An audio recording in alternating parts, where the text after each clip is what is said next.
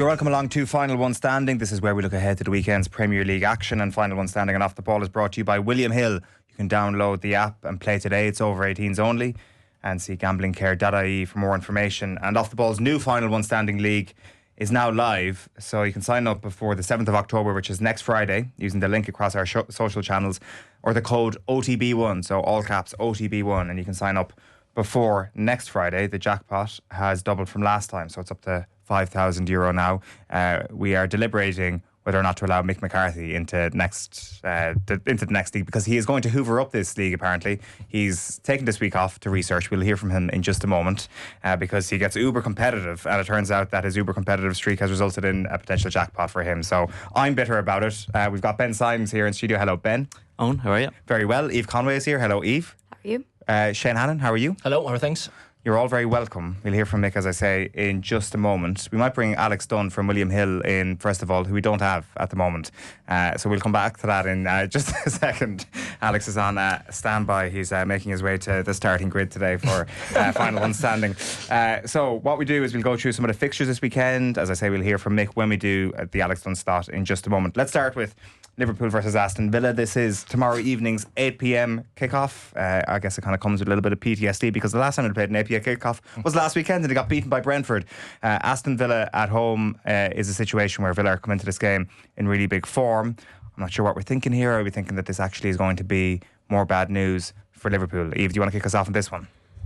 Listen, Liverpool haven't won a Premier League game since September, so you kind of feel like they're due a win, but because that's sort of the vibe I always got from previous seasons when someone like Man City was struggling. You kind of think this giant team, we're going to have a dip in form, they're going to come back and win 6 or 7 or 8 on the trot.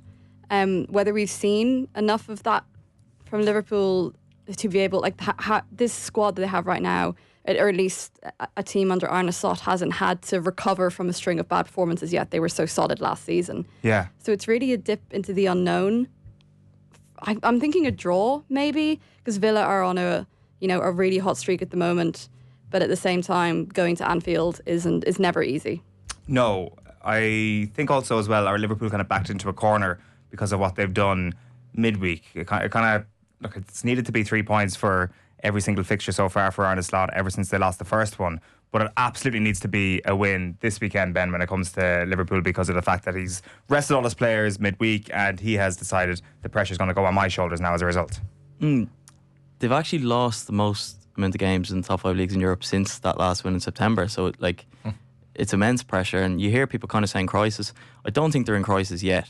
I think a manager who's won the league last season, his first season in the league, has got a lot of credit in the bank. You're saying they're not in crisis? No, I don't think it's like... Mini crisis. Mini crisis is maybe the word you'd go for, but I think if you have just won the league as a manager in your first year, you've got a lot of credit in the bank. With Jurgen Klopp's team, of course. It was Jurgen Klopp's team. The only thing I will say is this was maybe expected. Like, Arne Slot does have a reputation for changing things a lot. He won the League of Feyenoord and then went and changed his whole team that summer. There was always going to be a dip in form, and there's been that argument made of maybe this is the post-Salah plans, but Salah is still in the plans, and you do have that question of how do you fit them all in. There's huge pressure to win this game. My memories of a late kick-off between Liverpool and Aston Villa is, of course, the 7-2 back in 2020. So once you can avoid that... What time was that fixture? Because that era is just ensconced in complete darkness. Like, in my head, that could have been an 11 p.m. kickoff on a Tuesday night. I think it was just at 4:30 on a Sunday, was it? Was it? I thought it was a later kickoff. Was it the same day Spurs beat United 6-1? It was straight after that, because I remember... It was like, and I think the game before that as well might have been a cracking game as well. It was one of those brilliant days during lockdown where you sat in front of the TV for 8-9 hours and wondered. The fake crowd noises piped into the telly. Yeah. Of course, one person's brilliant is another person's horrendous, But so no crisis just yet. I like that.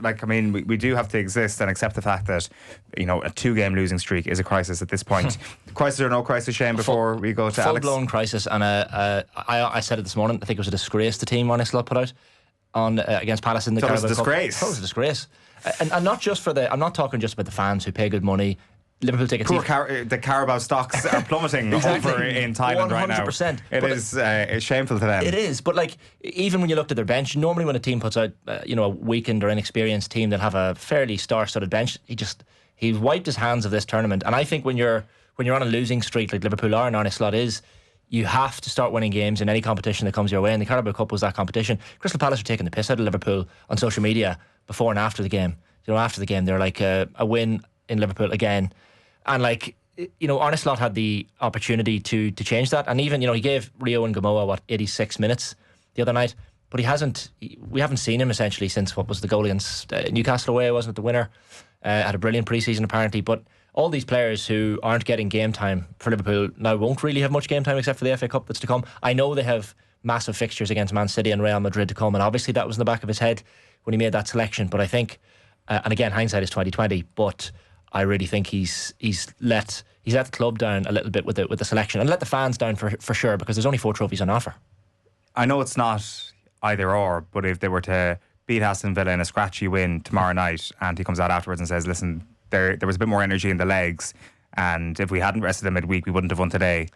Do you not think they would accept that? Yeah, they would, but it adds pressure, because let's flip the coin and let's say they lose narrowly to Aston Villa, and Aston Villa side, by the way, they've beaten Fulham, Burnley, Spurs, Man City recent games. If they lose, especially at home, to this Aston Villa team on tomorrow night, he's lost the advantage that putting out the young team against Palace ever had. It's a strange one, and also this game is clashing with the All Blacks Ireland game, we have to remember as well, so yes. Dual screening job for this one. Dual screening is right. It was a 7:15pm kickoff at Villa Park on a Sunday evening. I just have the memory of the lights, dark night, and you're kind of thinking, God, surely this game can't be as mad as the last one after the first Man United one. And right, let's bring Alex Dunn of William Hill into things. Alex, how are you doing? Yeah, very well, thank you. Looking forward to another pretty busy weekend. I heard you just talking about Arne Slot there. He's 5-1 to be the next manager to leave. Wow. That's incredible. A month ago, you wouldn't have even... I don't know what price he was, but you'd have got any price, really, wouldn't you? It's crazy what's happening. Who are the favourites in that race at the moment, if I'm not putting you on the spot there? Like, is he top 2, top 3? He's second in. Is he really? Wow. And really, it's only because of what's going on at Wolves. Otherwise, he'd be possibly pushing favouritism, because anyone else who was under pressure is already gone, really.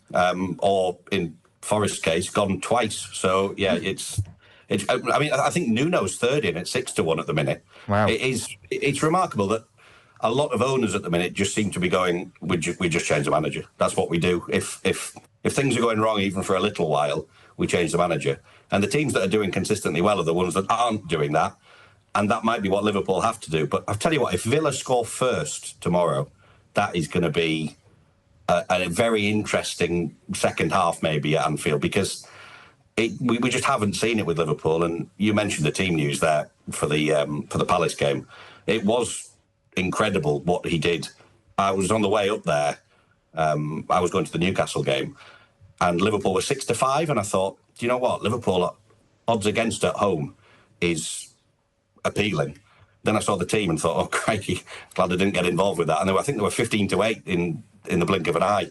It is remarkable though what he's done there, and the pressure's on. I think we were speaking a few weeks ago as well about the sack race, and it was so obvious that Ange was going to get sacked at some point very, very soon from Nottingham Forest, and even he wasn't favoured at that point. Amorim was such a dead cert to be the next manager sacked, and I'm just looking at it here. He's moved out to mid-table, really. He's about 25-1 to be the next manager sacked, Amorim, which is a whole different story. We will come to Manchester United before the slot wraps up today. But Alex, when it comes to the overall final one standing, I presume numbers are dwindling, but it gets really interesting at this point in terms of who people are actually going for this weekend.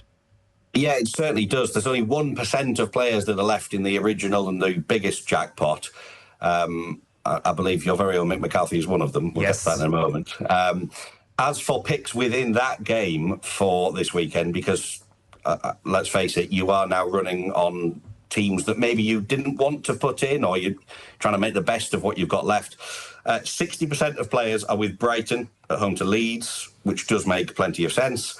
And 25% are with Fulham at home to Wolves. Now, that's based on the fact that Wolves haven't won a game yet this season, but Fulham haven't been in particularly good form either. So you are sort of scratching around. As far as prices are concerned, they're both the same price this week, Brighton and Fulham.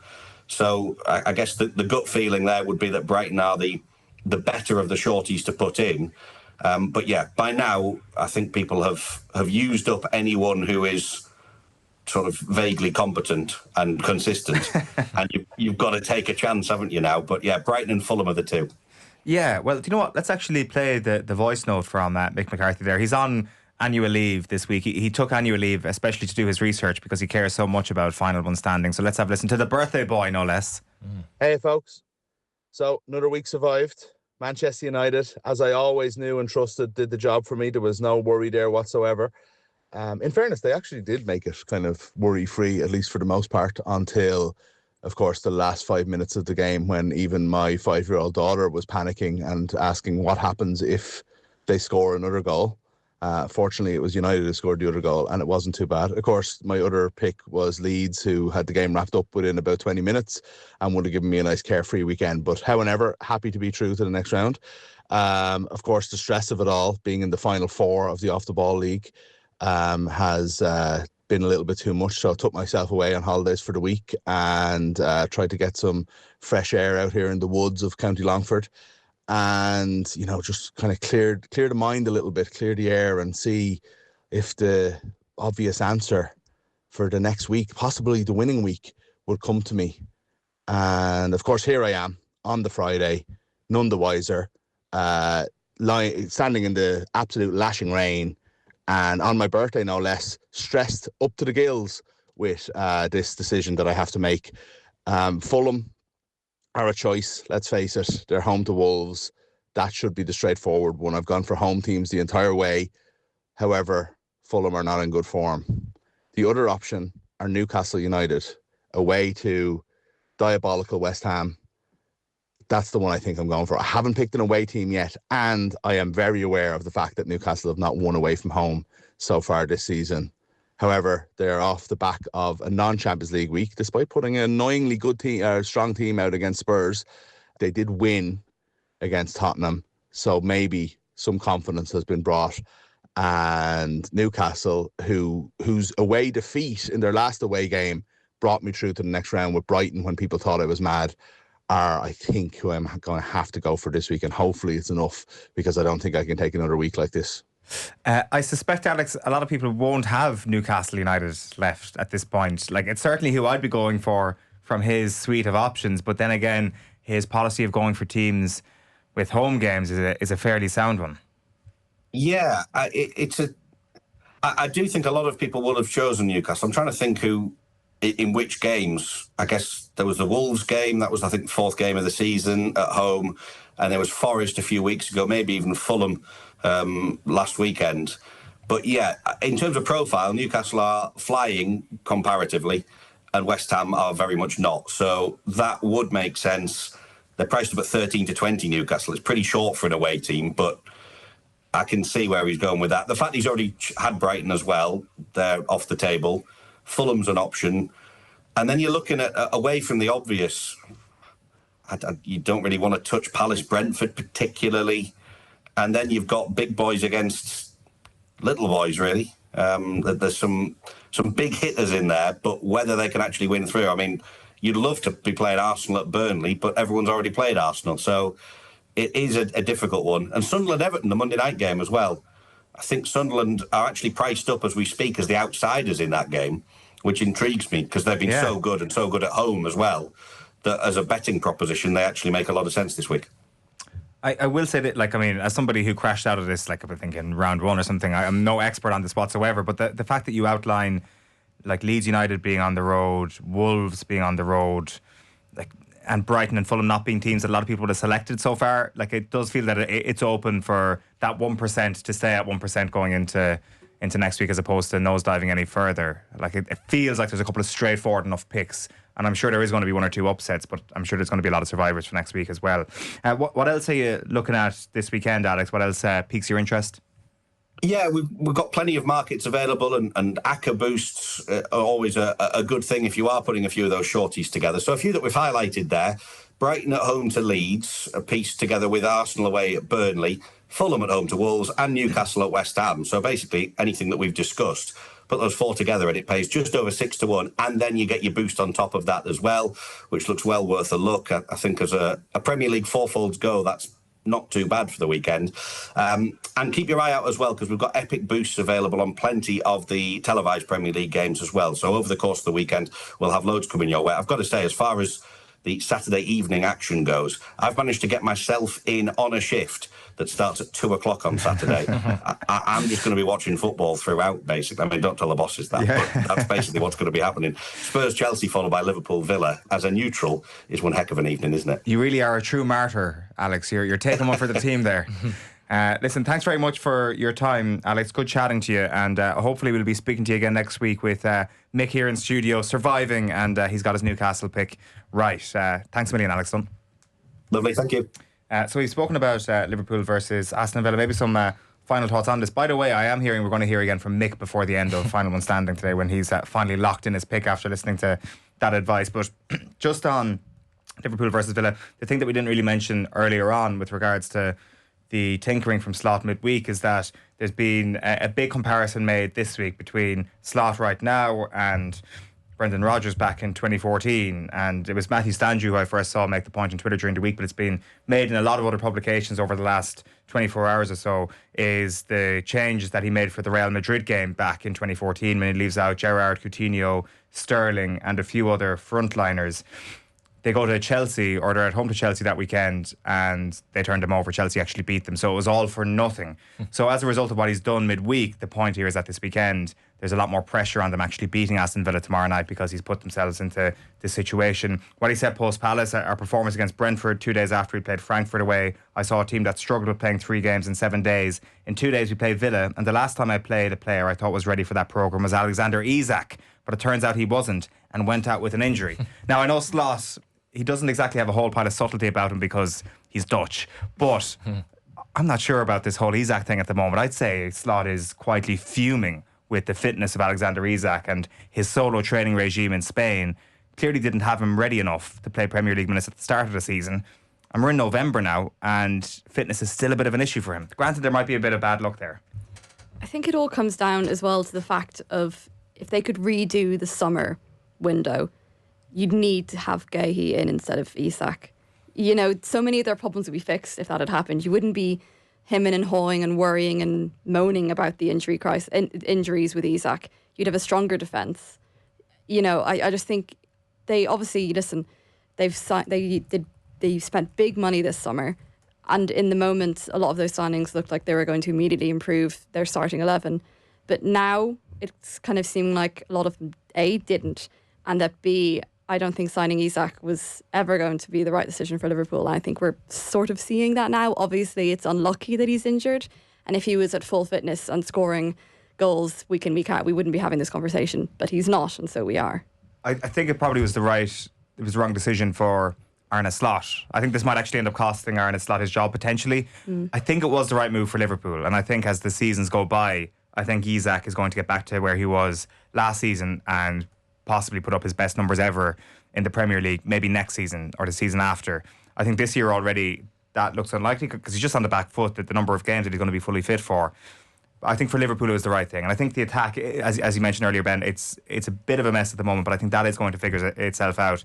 You just cannot pin your hopes on that defence whatsoever in terms of hoping that they're going to get 3 points. I think the loss of Leone is quite big as well. Even if you look at that League Cup game, like Joe Gomez is in centre half, and I mean, if he gets injured, like you're screwed. Like Dion was saying, he's actually Liverpool's most important player, and he played him midweek. He arguably is. So the Leone loss is huge. But to go back to the attackers, I agree, and I think if you look at, say, next season, if Mo Salah is to move on next summer, whether Arne Slot is there or not, which is a mad concept to be even thinking of a couple of weeks still into the season, you are going to have someone who will still have the likes of Gakpo, who is their top scorer this season, let's not forget, Isak, Ekitike, you'll have Wirtz behind, you've got Rio and Gamo coming through, like, you still have a star-studded attack. And I do think it was a case of Liverpool were maybe looking beyond this season, and you're looking at, we've given Mo Salah a new 2-year deal.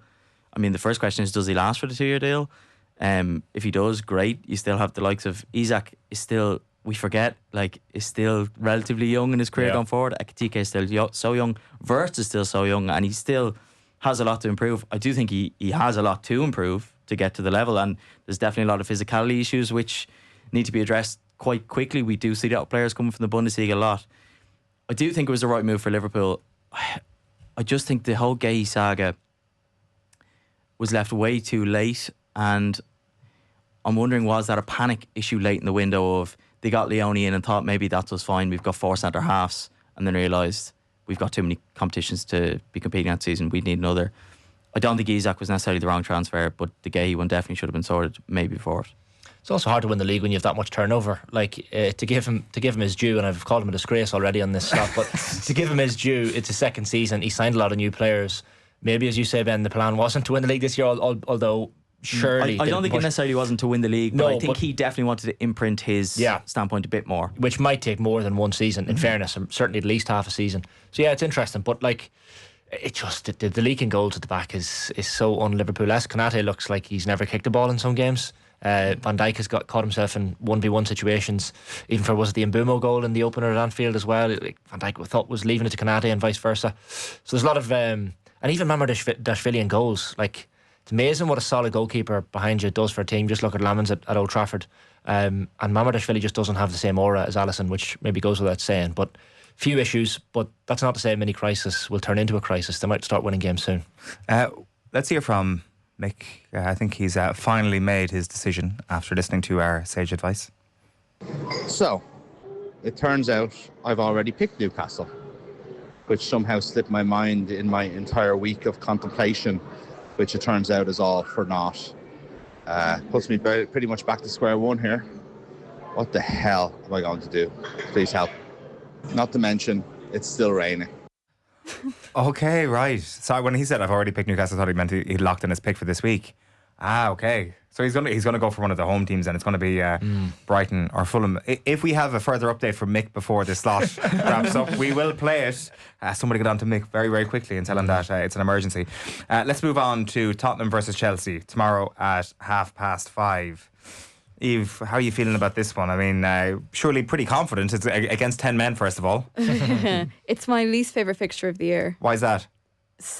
Scars. Do you remember 2023, Ange's first season? Ange's first Chelsea game. That November game against Poch in the dugout for Chelsea.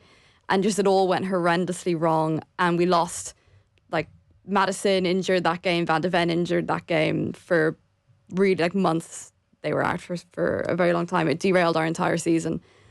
And then we faced Chelsea in November again last year, which coincided with Romero and Van de Ven both getting injured. And we're playing Chelsea again in November. Romero's injured, Udogie's injured, Maddison's injured, Kulusevski's injured. We have, I think, 15 fully fit squad players.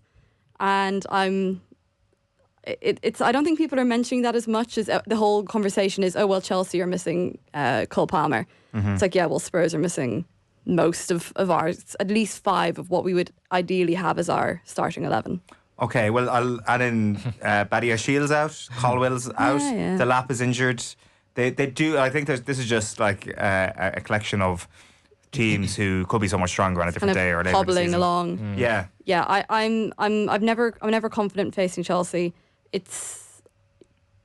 Everyone seems very happy with Frank if you're not a Spurs fan. We were talking about it on breakfast this morning. You know, what do you mean by that? As in, Aaron Cullen-Buig said on breakfast this morning, happy days for Spurs fans going a bit under the radar. They're up in third. They're obviously not talking to the same Spurs fans I'm talking to. Why? What are the Spurs fans you're talking to saying? That it's, you know, we're not losing a lot of games, which is good, but it's very boring. Okay. Spurs fans are never happy. It's like never happy. I can't get my head around that, because I would think the one thing you want as a Spurs fan coming to the season is a bit of stability. Yeah, and it's the one thing I think that Frank is given. And albeit there is a thing of they've only scored 10 goals from open play, 5 goals been from set pieces. I think there's been an own goal, maybe one other in there. Yeah. Is the one thing you not want as a Spurs fan a bit of stability? And is boring football maybe the sacrifice you make to not finish 17th? I'm not going to complain about it too much. When you look at the Premier League table at this stage, November is when I kind of let myself pay attention to the standings, and it's going okay. Yeah. But I think losing Madison and Kulusevski means we have lost so much creativity up going forward. And I think own goal is our second top scorer this season or something like that. I'm not going to moan about it because we could be 17th as we were last season, so it's going better. But Frank is very pragmatic, and I think we're seeing that at the moment. Would you prefer Ange? Poor man. No, I'm pretty happy with how it's going. You would prefer Frank? I would prefer Frank. I'm hoping that as we start to get a few players back, it'll be a bit more interesting to watch. Would you prefer to qualify for the Champions League every season by winning the Europa League every season and finishing in the bottom half of the Premier League table, or would you prefer to qualify for the Champions League every season by finishing third, fourth every year, but never winning the Premier League? Oh, I'd win the Europa League every season if I could. Yeah. So, see, Ange, to give you your biggest moment last season, do you think you can win the Premier League this season? Do you think Tottenham Hotspur can win the Premier League this season? I don't think so. No, I think I'm more likely to see Sunderland win it, just in one of those crazy seasons. No, Tottenham's issue is that we do not have this, and we never seem to have a squad that can deal with multiple competitions at the same time. Yeah, which is why maybe bang out of the Carabao Cup to Newcastle midweek wasn't the worst thing. No one scored more goals than Tottenham this season. That can't be true. Is it true? Yeah, 17 goals. But they're tied top with Chelsea and City. It doesn't feel like it. It feels like a team that's very much struggling to get through games and being, scoring by corners, which I know is the big topic when you think of Arsenal as well. I actually looked at this ahead of going into the game yesterday, and there was a table if you took away set piece goals. And albeit Spurs have scored 5 goals set piece, if you took away set piece goals, Spurs would be top of the league. Would they really? Yeah. So we have this perception of Spurs being a set piece team, and I was looking at the Andreas Jorgensen is the name of the set piece coach he's brought in. He brought him to Brentford. Guy, and we have, when you see him come out to the edge of the box and you think, oh yeah, here we go, like Spurs again. It's like a North London thing. But they would be top of the league if you took away set piece goals. So they've conceded a lot from set pieces as well, though, Spurs this season. So it's kind of like, what's he doing from the defensive set pieces? Yeah, I think it's the thing of just we had spent so long with Ange, where even if you're losing games, you're losing them in a very chaotic fashion, that we're suddenly getting used again to watching games that are maybe slower paced. I think if you bring in the argument of injuries as well, I think for Chelsea, the loss of Cole Palmer is way more effective than the loss of the couple of Spurs players. And I think not only is the loss of Cole Palmer, obviously you're missing a brilliant player, but he really highlights the weaknesses in that Chelsea system. It can be so compacted at times, and he is that one player in the middle of the park who can create that bit of creativity and that bit of spark. The one thing that I can't get my head around Maresca's system is that he doesn't allow his wing backs to overlap. And I remember watching Malo Gusto for Lyon back against West Ham a couple of years ago when he was 17, 18 years of age, and I couldn't get over how strong he was overlapping on the right wing and putting balls in the box. And Maresca doesn't allow that in his system. There's an argument made maybe that's because of Enzo Fernandez, and Enzo Fernandez probably doesn't have the defensive capabilities to cover across, and Moise Caicedo is only one man in there, and if Romeo Lavia was fit, you would see more of that. The loss of Cole Palmer really highlights those weaknesses. And then you have the striker issue. Like Liam Delap came back during the week and got sent off. Oh my God. Silly. Like João Pedro is one of these new formations in football where he's not a striker, he's not a midfielder, he's not a number 10, he's not a winger. I think he's an ethereal attacker, I think. Are you a fan of Pedro? I am a fan of Pedro, but I still can't really get my head around him.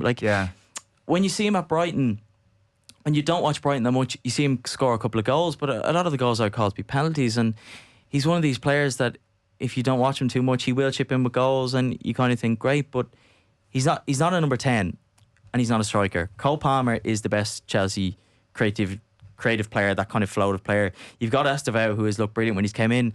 Then you got the likes of Pedro Neto, who's actually created those chances for Chelsea this season. Despite every time I kind of watch him, I'm severely underimpressed. I really struggle to see for a squad who spent 2.1 billion, the attacking options to not have an out and out number 9 that you can rely on is just so poor. Was getting rid of Jackson a bad move? I don't think so. I think Jackson missed too many chances for me to be. If you have aspirations of being a top team, I can see why they brought in João Pedro and Liam Delap as more. Liam Delap more clinical and João Pedro has that better quality. But João Pedro and Nicholas Jackson clearly played different positions for Chelsea. They do. It's Delap really. If Delap go, like, at the time, don't get me wrong, when you're bringing in Liam Delap and you're getting rid of Nicholas Jackson. I'm like, fantastic move, Solid. clear upgrade. But I don't know. I'm starting to get a little bit. It's like the meme of Wolverine lying on his bed with that photo frame. And I'm just looking at Nicholas Jackson. I'm like, God, I wonder. Actually, was that actually the best move? Could all the attacking parts that were existing around him, the chaotic attacking parts, could they also have been the problem a little bit around this guy? Because like the lap. I mean, he's been injured. Now he's going to be suspended. His managers called him stupid, essentially, during midweek. He's got off to a slow start. And look, I'm sure he's going to hit his heights. But I don't know. I think there's a lot of other attacking issues. Like, if you're looking at the Chelsea attack, Cole Palmer aside, who's clearly their best attacking piece, who is the person who's going to have the best career? Like, you look at Jamie Gittins banging in that goal midweek, you're like, that's clearly going to be the guy. But where's his consistency going to come? It's arguably Alejandro Garnacho. Like, I mean, this is what I mean. There's an argument to be made for him. There's an argument to be made for Neto. There's an argument to be made for Estevao. But I don't think you can be fully sure on who that person's going to be. It's obviously Cole Palmer, but who's going to be his? Who's going to be the Saka to his Odegaard? Do you really believe Garnacho's going to be there in 3 years though? Still, playing really well for Chelsea. I can't see it. I just can't see it. He'll be off in the continent somewhere. You can also make the point of, can you see any of those Chelsea attackers Probably Cole not. Palmer being there in 3 years? It seems to be more of a club issue, and it's not just an attacking issue. Like the Sunderland winner, like the other day, the standing off Robbie for 6-7 seconds, and then if you watch it as well, like no one is getting back. There's not one person. Like we could talk about tactics, and I don't think Maresca is the man for the job, and I think his system is a bit of a mess. But like there's basic effort that you need to be putting in, and if you can't put in the effort to get back in the 90th minute, like Gertrude, who played the pass for Sunderland, is the next player into the picture. Like if you're not willing to put in basic effort to get back and stop, then we can argue about like attacking qualities, defense qualities, all we want. Like basic effort is to sound like an old man. Basic effort is the bare minimum thing. It's a bare minimum. Well, that's the Keith Tracy thing. Maximum effort is the minimum requirement, is what Sean Dyche used to tell him. Jorgensen, the set piece coach, did a Reddit Ask Me Anything 3 weeks ago. And fun fact that I've just read now: when I got my first opportunity to work full time in football, it was as a support teacher and school coach. I was helping kids with challenges in English and maths to get through school without having to sacrifice their football. It's probably just a way of seeing how you need to connect with people before you can help them. So there you go. Wholesome story of the day for you there. Yep. Jorgensen seems like he's got a really interesting background, Andreas Jorgensen. So keep an eye on him coming out to the edge of his technical area as Eve Conway kind of retches at the idea that Tottenham Hotspur will score another set-piece goal this weekend. Tomorrow 3 p.m, Nottingham Forest versus Manchester United, the 1 year anniversary of Ruben Amorim being appointed. A day of celebration at this point, Shane Hannon. The aforementioned Sean Dyche, of course, in charge of Forest. And was it a couple of months ago when Sean Dyche said in his guise as a media pundit that he thinks he would get more wins as Manchester United manager playing a 4-4-2 than Amorim was getting. So there's a little bit of spice in the press conferences in the build-up for this one. In fairness, Amorim, I thought, handled it quite well. Very well. In fairness, he just kind of dampened, didn't give the media any lines that they were looking for. He's definitely carrying the lightness of a man who's won 3 on the bounce. Yeah. Like in his response to that, I think if that had been put to him a month ago, the insecurity might have manifested in a more negative response to that. 100%. Yeah.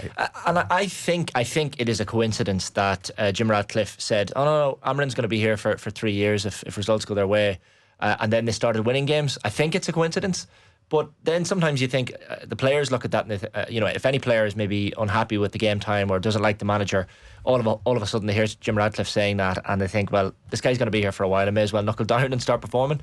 And all of a sudden, like Casemiro, is playing brilliantly. He's one of the first names into the team sheet alongside Bruno Fernandes at the minute. Lisandro Martinez, I saw a video yesterday that he's back on the pitch training with the team as well. Won't be fit for tomorrow afternoon, but that's a massive boost to have Martinez back very soon. And then that front three, like whether you go with Šeško or Mount, who knows, but Cunha and Mbeumo again have been just unbelievable. And Mbeumo was always going to be that signing who bedded in straight away to that Manchester United team, but they're looking for the 4th win in a row, and what is it, the United Strand with the haircut will obviously lose to Tottenham Hotspur the following week and dash his hopes and dreams. But it's a nasty fixture, this, the City Ground, especially with Sean Dyche in charge. Does the United Strand and his haircut, the players have all heard about it now because they've been asked about it in press conferences and on social media. Say United win against Forest this weekend and they head to play Spurs for the 5th. Is that adding like a random unnecessary pressure to a game that really shouldn't have that much pressure on it? Just a Premier League game in November. Suddenly they're thinking, oh God, everyone's going to be talking about this game more than any other game this weekend for a random reason. Like in many ways, it's bigger than the Europa League final. Yeah. Like, in many ways, and it's the first meeting since the Europa League final.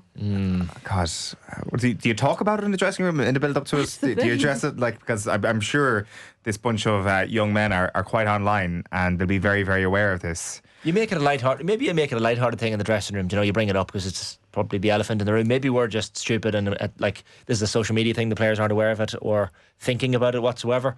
But it would be a nice little icebreaker potentially to mention in the dressing room at the City Ground before the game. But it's a tough one. And look, we were chatting about Bruno Fernandes on the show this morning as well, and whether or not he was a club legend, given what he's done, but he hasn't maybe won the big one in the Premier League. Keith Tracy. Here. Keith Tracy went on to say that Morgan Gibbs White would get into most teams before Bruno Fernandes, which I thought was an interesting take.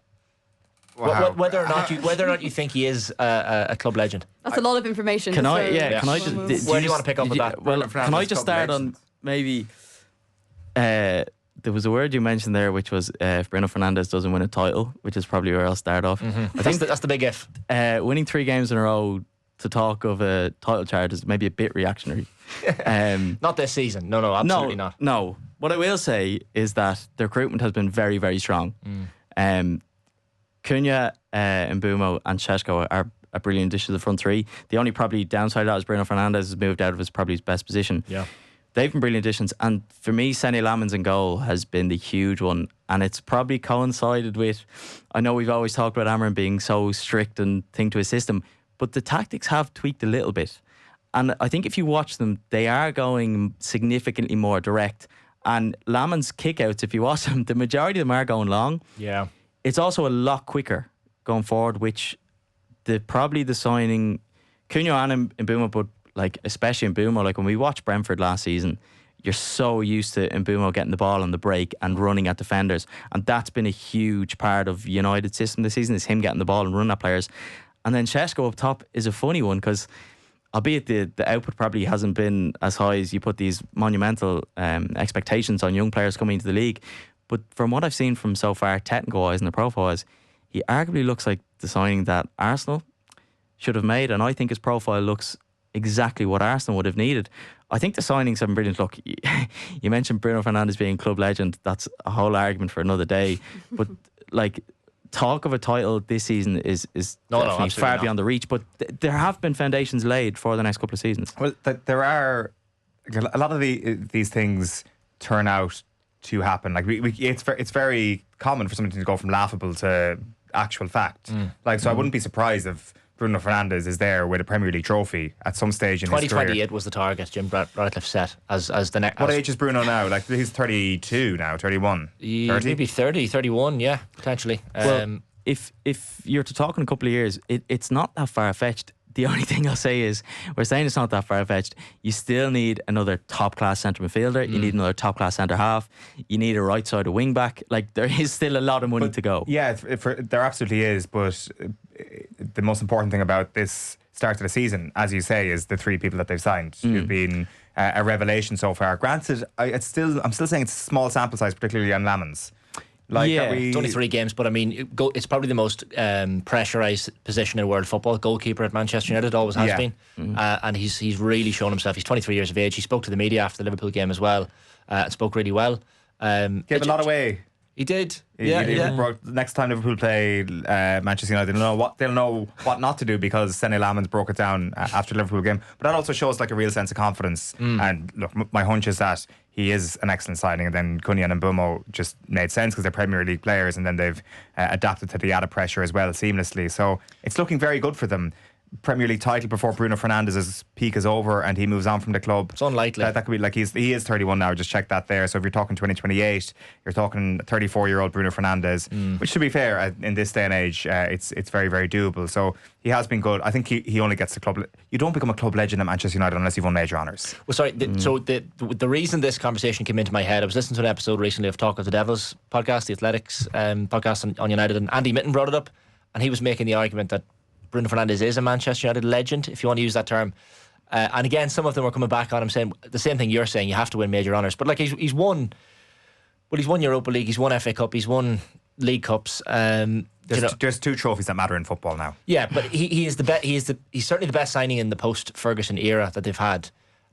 He was up until this summer. Yeah, this summer maybe. And he still is. Yeah, he still is. Don't get me wrong, but I think he's also maybe he has excelled in a time when everybody else who has been brought into the club has largely underwhelmed. So he has succeeded in spite of all of that. So if he came into a Manchester United team that was actually a well-oiled machine, how amazing would he be? But they're all hypotheticals. I don't know. It's a good conversation. It's a conversation I dismissed immediately, and now you've kind of hooked me in a little bit with it. I think that's a good point. Imagine Bruno Fernandes was in a good Man United team, how much would he stand out? And the only time that I personally have ever seen him in a good team or a good midfield is the Portugal one. And albeit limited sample size, when I have watched Portugal, he hasn't been the player that has really stood out to me. And there's an argument made of, I know there's talk of he's turned away moves, but why has no top club ever come in for Bruno Fernandes? I presume he gets paid incredibly well. He gets paid incredibly well, but if he is a world-class player, then the payment is worth it, no? I suppose the argument is if Man United do, in the next 2 or 3 or 4 years, get back to a stage where they're competing for the league, and even if Fernandes is left by then, I think in that interview he was talking about going to Saudi, dismissing it, but sort of saying that, he's had talks with his wife about it and stuff like that. He will be known as the player who guided United through a really, really long rough patch. I think hindsight is going to look well on Bruno Fernandes' time at Old Trafford. It depends what vantage point you're looking at it from in hindsight. Like when we don't know what that is. As I say, if he's there holding the Premier League title, grand, let's have that conversation. But there's also a chance that it's like he managed to, scratchily get United into the Champions League in, Amorim's second season, third season.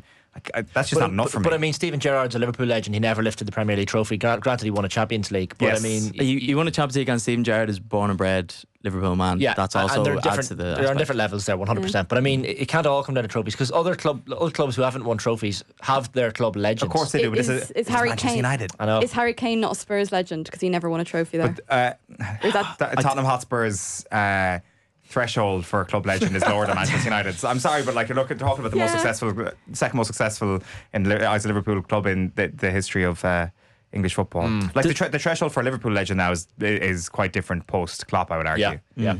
There's vastly different parameters for each club, and I think if you're to look at Man United as a whole, he doesn't fit those parameters.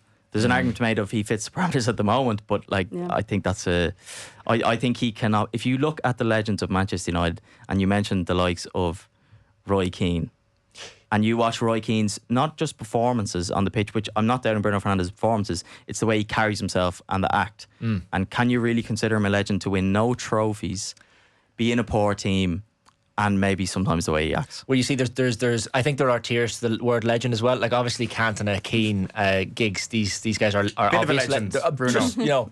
But Bruno is kind of maybe the tier just below that. Maybe the tier just below that he still has a little bit to go, but of the era, a lot of United fans would look back and say, is David De Gea a Manchester United legend? Do you know? Well, he won a Premier League title, but a lot of United fans would look back on him with I don't think sincere fondness. We all have different barometers here. World class is Bruno Fernandes world class? No, because some people would say if you're absolutely not. if you're top 10 in your position in the world, then you're not world class. Would Bruno Fernandes be one of the top 10 number 10s in the world? I think world class comes down to a lot more specific than top 10. Yeah, top 10 is not world class. I think world class is top 3. See, there you go. If we had Gary Breen on the line, he'd say top 1 in your position. So if you don't make the first 11 in the world, you're not world class.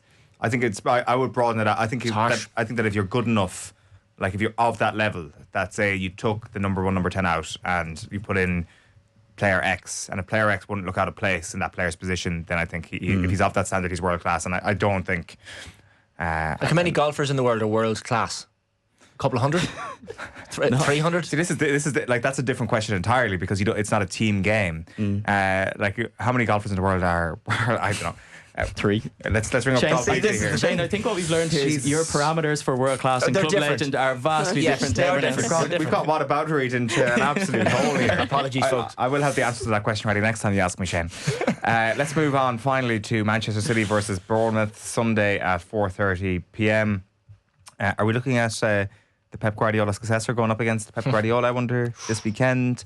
I don't know, like we talk about Manchester United's recruitment there a moment ago. I think Iraola obviously has done an amazing job, but also the Bournemouth recruitment has clearly been pretty sensational over the last couple of years. And I see the stat that's done the rounds this week is that Eli Krupi, he would become just a fourth teenager to score in 4 straight Premier League matches after Robbie Fowler, Nicholas Anelka and Francis Jeffers. And I know he was signed last summer, but obviously this year the young Frenchman has absolutely flown it. So he could become the next Kirkheads, the next Housen, and be sold on for 50 to 100 million next summer, or he could be one of those that has a slow build and becomes a really, really good Premier League striker. My issue with Krupi is not a wider issue of Bournemouth's recruitment, because I think Bournemouth's recruitment has been excellent. My issue with Krupi is that they signed him from Lorient, who Bournemouth also owned by the same owners. And my own club, who have been quite lacking of a striker at the moment, West Ham United, bid 35 million for Krupi when he was at Lorient, and it got turned down and he went to Bournemouth for 10 million. Welcome to the modern game. So that is my issue with the modern game. It's not my issue with Bournemouth's recruitment, which has been fantastic, and we've seen it again this season. They have somehow managed to replace the likes of Hoyson, and Zabarni, we forget, is gone as well. I feel like his name hasn't been mentioned much because he's not gone to another Premier League club. They brought in Truffert, they brought in the young Serbian lad in centre half, and it's probably a respect to Bournemouth as a whole, but it's definitely a nod to Andoni Iraola when these signings, you can always make signings that are good players and can fit into a system, but to make it so seamless, the transition it's barely even looked like a transition of sorts.